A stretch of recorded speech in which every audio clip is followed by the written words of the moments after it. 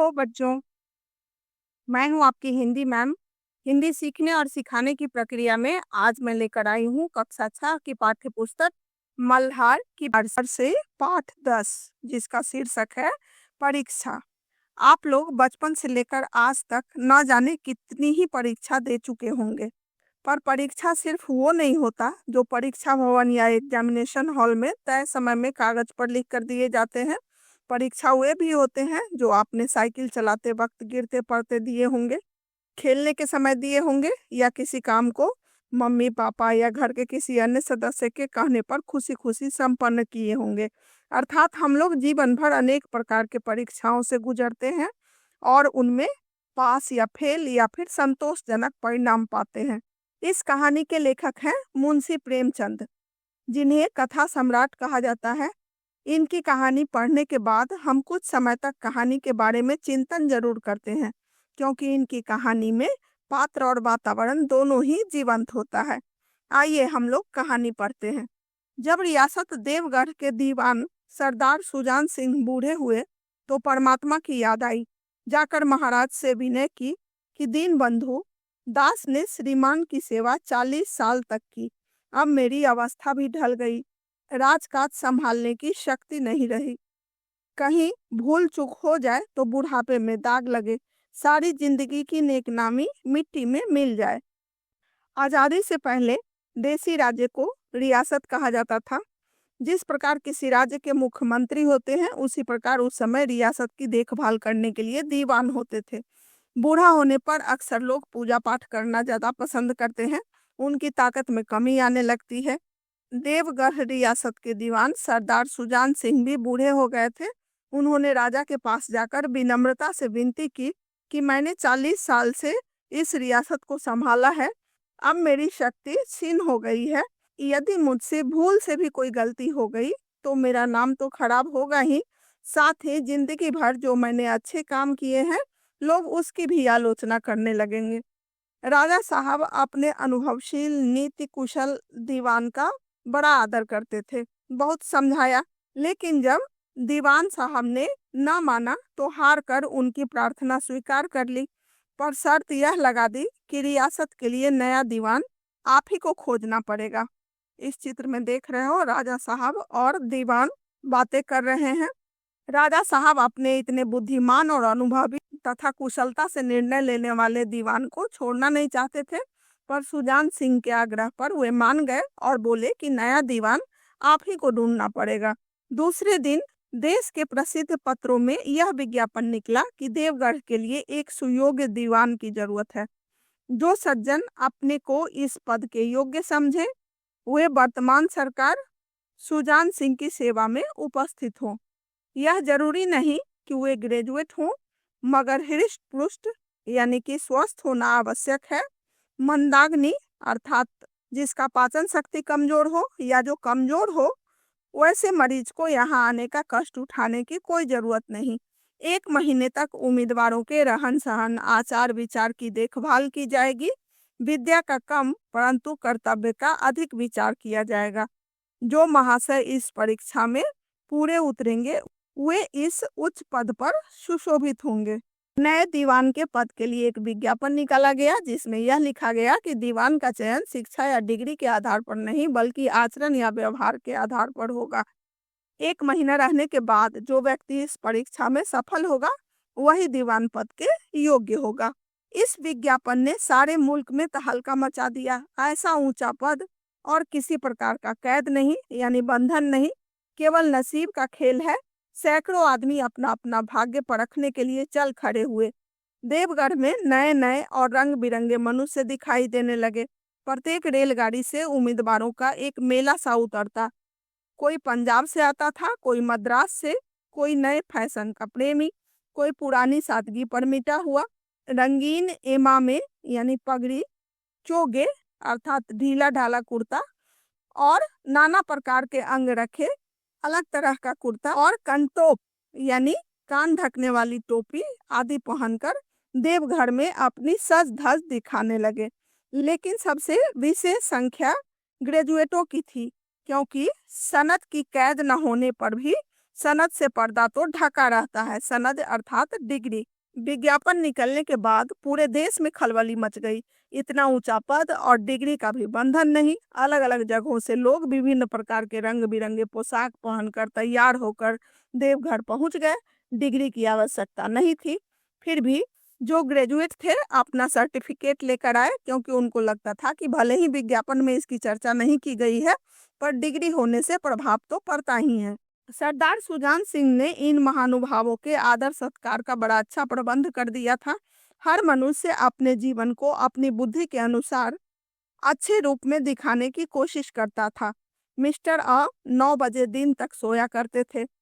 आजकल वे बगीचे में टहलते हुए उषा यानी सूर्योदय के से पहले का समय का दर्शन करते थे। मिस्टर द सा और जा से उनके घरों पर नौकरों की नाक में दम था, लेकिन ये सज्जन आजकल आप और जनाब के बगैर नौकरों से बातचीत नहीं करते थे। मिस्टर लॉ को किताब से घृणा थी, परंतु आजकल वे बड़े बड़े ग्रंथ देखने पढ़ने में डूबे रहते थे। जिससे बात कीजिए वह नम्रता और सदाचार का देवता बना मालूम देता है। लोग समझते थे कि 1 महीने का झंझट है, किसी तरह काट ले, कहीं कार्य सिद्ध हो गया तो कौन पूछता है। सरदार सुजान सिंह ने सभी उम्मीदवारों के ठहरने का बहुत अच्छा इंतजाम कर दिया था। सभी लोग दीवान पद पाने के लालच में अपने अपने को अच्छा दिखाने की कोशिश में लगे हुए थे। बनावटी व्यवहार करते हुए वे यह सोचते थे कि 1 महीना किसी तरह से गुजर जाए, फिर यह दिखावा करने से छुट्टी हो जाएगी। लेकिन मनुष्यों का वह बूढ़ा जौहरी आड़ में बैठा हुआ देख रहा था कि इन बगुलों में हंस कहाँ छिपा हुआ है। जौहरी जिस प्रकार सोना चांदी या कीमती रत्न को जांच परख कर पहचान लेता है, उसी प्रकार सरदार सुजान सिंह भी उम्मीदवारों के स्वभाव को परखने लगे थे। उनको पता था कि ज्यादातर लोग बनावटी व्यवहार कर रहे हैं, जो बगुले के समान है। इनमें हंस को पहचान कर यानी उपयुक्त योग्यता वाले व्यक्ति को पहचान कर दीवान के पद पर नियुक्त करना है। हंस और बगुला दोनों ही सफेद होते हैं, पर हंस सज्जन होता है। वह साफ और गहरे पानी में रहता है और मोती चुनता है, जबकि बगुला कुटिल होता है। वह कम और गंदे पानी में रहता है और मछली पकड़कर खाता है, इसीलिए इनकी तुलना की जाती है। एक दिन नए फैशन वालों को सूझी कि आपस में हॉकी का खेल हो जाए। यह प्रस्ताव हॉकी के मंजे हुए खिलाड़ियों ने पेश किया। यह भी तो आखिर एक विद्या है, इसे क्यों छिपा रखें। संभव है कुछ हाथों की सफाई ही काम कर जाए। चलिए तय हो गया। फील्ड बन गई, खेल शुरू हो गया और गेंद किसी दफ्तर के अप्रेंटिस यानी कि नौकरी पाने से पहले जो ट्रेनिंग होती है, उसी तरह से ठोकरें खाने लगी। रियासत देवगढ़ में यह खेल बिल्कुल निराली बात थी। पढ़े लिखे भले मानुस लोग शतरंज और ताश जैसे गंभीर खेल खेलते थे। दौड़ कूद के खेल बच्चों के खेल समझे जाते थे। खेल बड़े उत्साह से जारी था। धावे के लोग जब गेंद को लेकर तेजी से उड़ते तो जान पड़ता कि कोई लहर बढ़ती चली आती है, लेकिन दूसरी ओर के खिलाड़ी इस बढ़ती हुई लहर को इस तरह रोक लेते कि मानो लोहे की दीवार है। संध्या तक यही धूमधाम रही। लोग पसीने से तर हो गए। खून की गर्मी आंख और चेहरे में झलक रही थी। हाँफते हाँफते बेदम हो गए, लेकिन हार जीत का निर्णय न हो सका। देख रहे हो इस चित्र में सभी उम्मीदवार हॉकी खेल रहे थे। जितने उम्मीदवार आए थे उनमें कुछ नए जमाने के उम्मीदवार ने हॉकी खेलने का प्रस्ताव रखा। उनको लगा कि अच्छा खेल कर ही शायद वह लोगों के नजर में अपना हुनर दिखा पाए। देवगढ़ के लोग शतरंज और ताश का खेल तो जानते थे, पर यह उछल कूद का खेल तो उनको बच्चों जैसा ही लग रहा था। शाम तक खेल चलता रहा। सभी लोग खेलते हुए थक कर चूर हो गए, पर हार जीत का निर्णय नहीं हो सका। अंधेरा हो गया था। इस मैदान से जरा दूर हटकर एक नाला था। उस पर कोई पुल न था। पथिकों को नाले में से चलकर आना पड़ता था। खेल अभी बंद ही हुआ था और खिलाड़ी लोग बैठे दम ले रहे थे, आराम कर रहे थे कि एक किसान अनाज से भरी हुई गाड़ी लिए हुए उस नाले में आया। लेकिन कुछ तो नाले में कीचड़ था और कुछ उसकी चढ़ाई इतनी ऊंची थी कि गाड़ी ऊपर न चढ़ सकती थी। वह कभी बैलों को ललकारता, कभी पहियों को हाथ से ढकेलता, लेकिन बोझ अधिक था और बैल कमजोर। गाड़ी ऊपर को न चढ़ती और चढ़ती भी तो कुछ दूर चढ़कर फिर खिसक कर नीचे पहुंच जाती। किसान बार बार जोर लगाता और बार बार झुंझलाकर बैलों को मारता, लेकिन गाड़ी उभरने का नाम न लेती। बेचारा इधर उधर निराश होकर ताकता, मगर वहां कोई सहायक नजर न आता। गाड़ी को अकेले छोड़कर कहीं जा भी नहीं सकता, बड़ी आपत्ति में फंसा हुआ था। इसी बीच में खिलाड़ी हाथों में डंडे लिए हुए घूमते घामते उधर से निकले। किसान ने उनकी तरफ सहमी हुई आंखों से देखा, परंतु किसी से मदद मांगने का साहस न हुआ। खिलाड़ियों ने भी उनको देखा, मगर बंद आंखों से। जिनमें सहानुभूति न थी, उनमें स्वार्थ था, मद था, मगर उदारता और वात्सल्य का नाम भी न था। वात्सल्य यानी कि ममता, मद यानी घमंड। जितने भी खिलाड़ी उधर से जा रहे थे, उनमें से ज्यादातर तो सिर्फ अच्छा बनने का नाटक कर रहे थे। वे स्वार्थी थे, दीवान बनने के लालच में दिखावटी जिंदगी जी रहे थे। उनके दिल में दया, ममता या दूसरों के लिए सहानुभूति जैसी भावना नहीं थी। इसीलिए एक बूढ़े और असहाय किसान को विपत्ति के समय में मदद करने की भावना उनमें आई ही नहीं। वह नाले में फंसी हुई बैलगाड़ी को देखकर भी अनदेखा करते हुए आगे बढ़ रहे थे। लेकिन उसी समूह में एक ऐसा मनुष्य था जिसके हृदय में दया थी और साहस था। आज हॉकी खेलते हुए उसके पैरों में चोट लग गई थी। लंगड़ाता हुआ धीरे धीरे चला आता था। अकस्मात यानी अचानक उसकी निगाह गाड़ी पर पड़ी, ठिठक गया। उसे किसान की सूरत देखते ही सब बातें ज्ञात हो गई। डंडा एक किनारे रख दिया, कोट उतार डाला और किसान के पास जाकर बोला, मैं तुम्हारी गाड़ी निकाल दूं? किसान ने देखा, एक गठे हुए बदन का लंबा आदमी सामने खड़ा है। झुककर बोला, हुजूर, मैं आपसे कैसे कहूँ?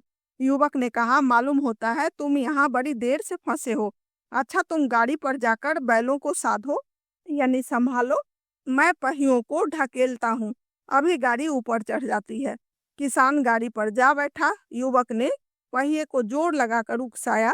कीचड़ बहुत ज्यादा था, वह घुटने तक जमीन में गड़ गया, लेकिन हिम्मत न हारी। उसने फिर जोर किया। उधर किसान ने बैलों को ललकारा। बैलों को सहारा मिला, हिम्मत बन गई। उन्होंने कंधे झुकाकर एक बार जोर किया तो गाड़ी नाले के ऊपर थी। किसान युवक के सामने हाथ जोड़कर खड़ा हो गया। बोला, महाराज, आपने आज मुझे उबार लिया, नहीं तो सारी रात मुझे यहाँ बैठना पड़ता। युवक ने हंसकर कहा, अब मुझे कुछ इनाम देते हो?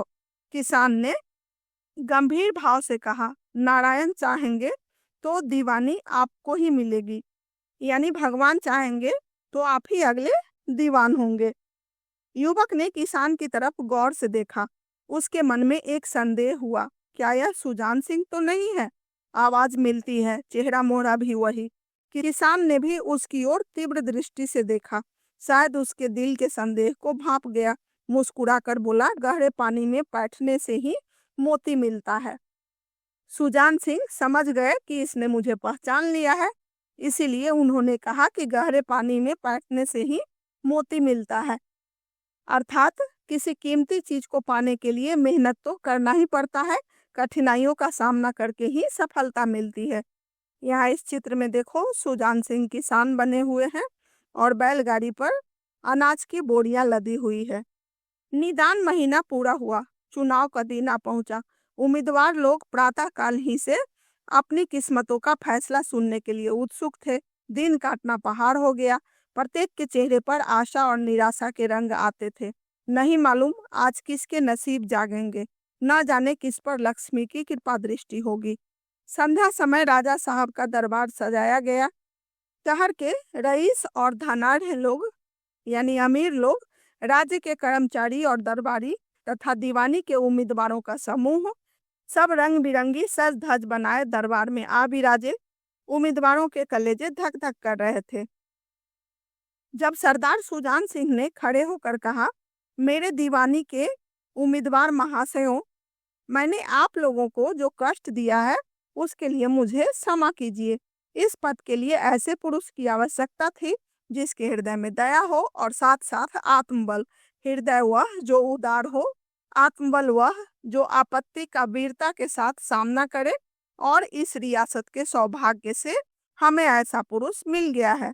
ऐसे गुण वाले संसार में कम हैं, और जो हैं वे कीर्ति और मान के शिखर पर बैठे हुए हैं। उन तक हमारी पहुंच नहीं, मैं रियासत के पंडित जानकीनाथ शाह को दीवानी पाने पर बधाई देता हूँ। तय समय यानी 1 महीना पूरा होने पर सभी उम्मीदवार को दरबार में बुलाकर सरदार सुजान सिंह ने कहा कि मुझे इस पद के लिए दयालु, साहसी और अपने ताकत पर भरोसा करने वाला व्यक्ति चाहिए था।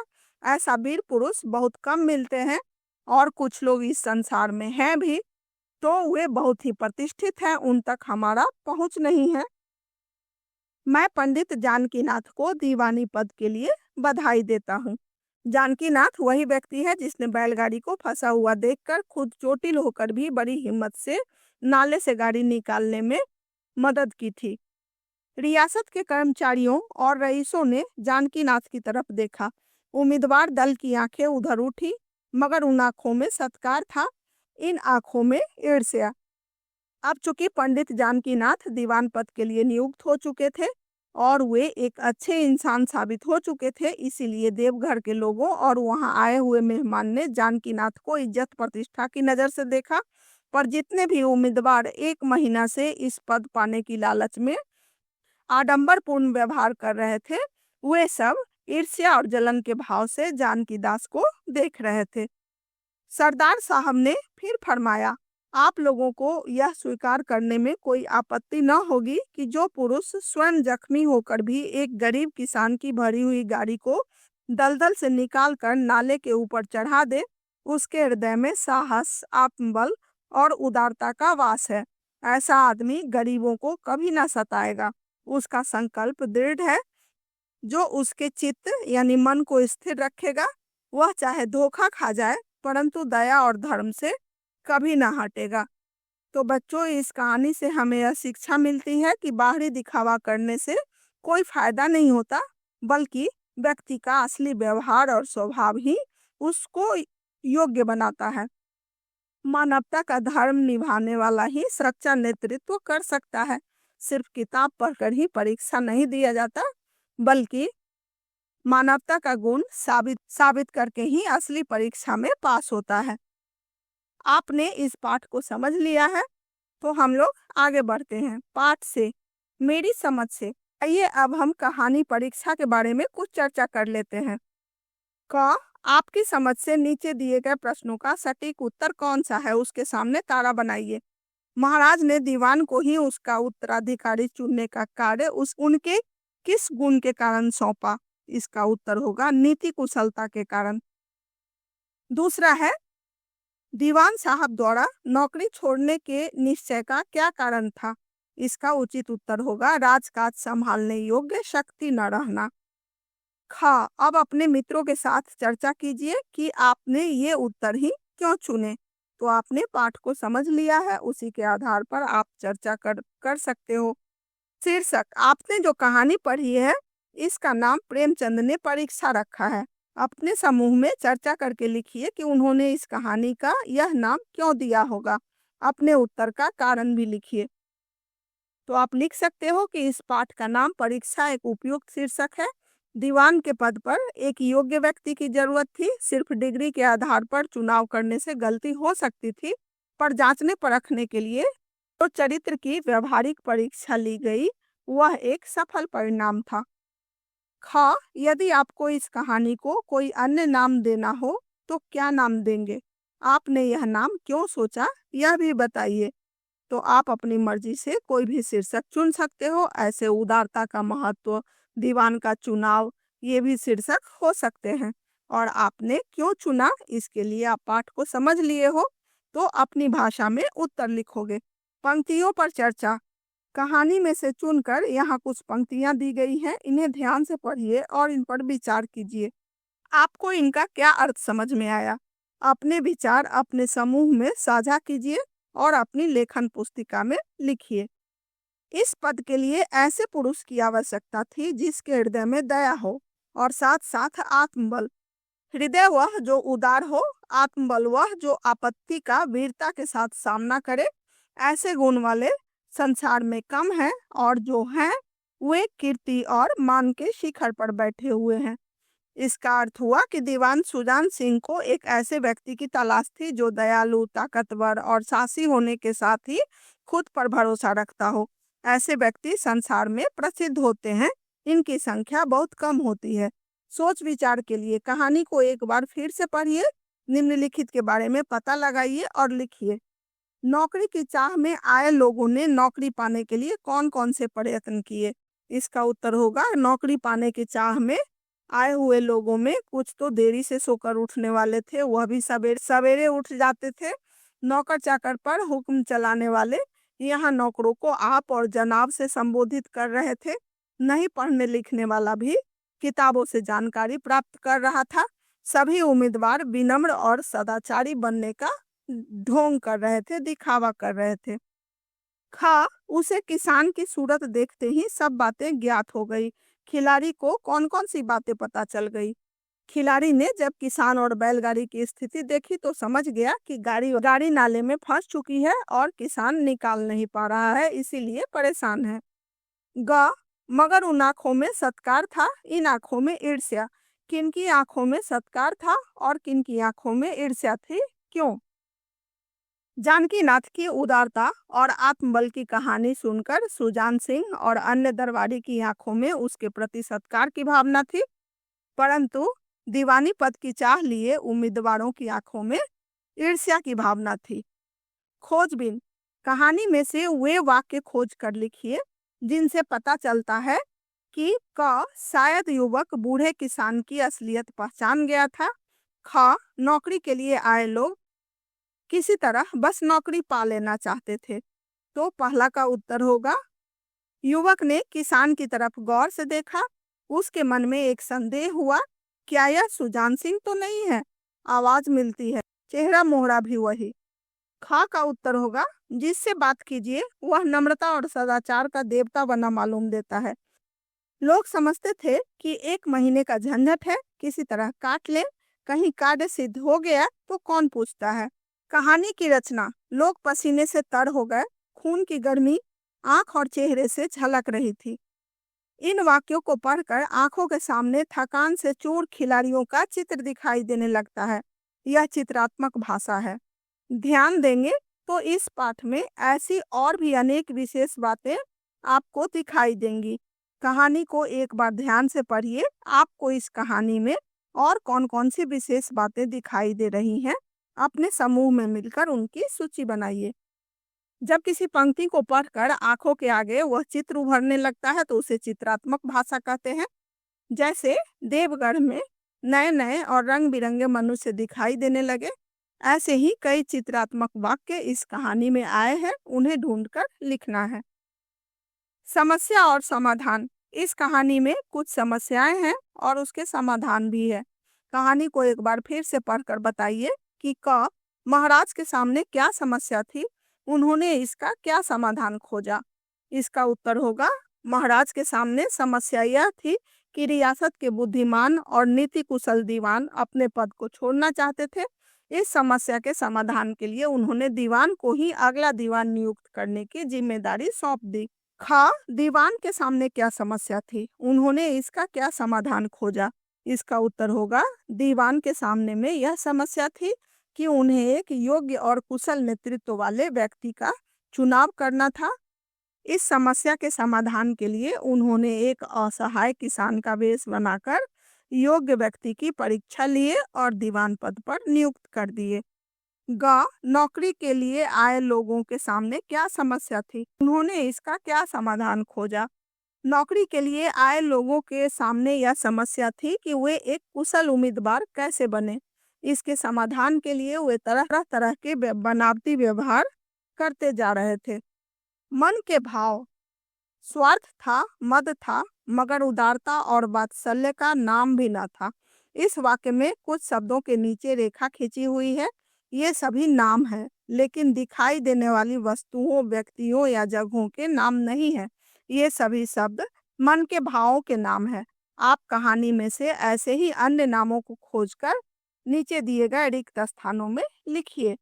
ये सब भाववाचक संज्ञा है। आप कहानी में खोजोगे तो ईर्ष्या, सत्कार, दया, धर्म, दृढ़ संकल्प, हिम्मत, आत्मबल आदि भाववाचक संज्ञा मिल जाएंगे। उसको ढूंढकर आप खाली जगह में लिखोगे। अभिनय, इस कहानी के आधार पर आप अभिनय या एक्टिंग करके दिखाओगे। विपरीतार्थक शब्द, विद्या का कम परंतु कर्तव्य का अधिक विचार किया जाएगा। कम का विपरीत अर्थ देने वाला शब्द है अधिक। इसी प्रकार के कुछ विपरीतार्थक शब्द नीचे दिए गए हैं, लेकिन वे आमने सामने नहीं है। रेखाएं खींचकर विपरीतार्थक शब्दों के सही जोड़े बनाइए। तो आना का होगा जाना, गुण का अवगुण, आदत अनादर, स्वस्थ अस्वस्थ, कम अधिक, दयालु निर्दयी, योग्य अयोग्य, हार जीत, आशा निराशा। तो बच्चों, आपको यदि प्रेमचंद द्वारा लिखी गई यह कहानी परीक्षा समझ में आ गया हो तो आप मेरे चैनल को सब्सक्राइब करिएगा, लाइक करिएगा और अपने मित्रों में शेयर भी करिएगा। आपको आगे भी प्रत्येक पाठ का विश्लेषण और प्रश्नोत्तर मिलता रहे। तब तक के लिए बाय।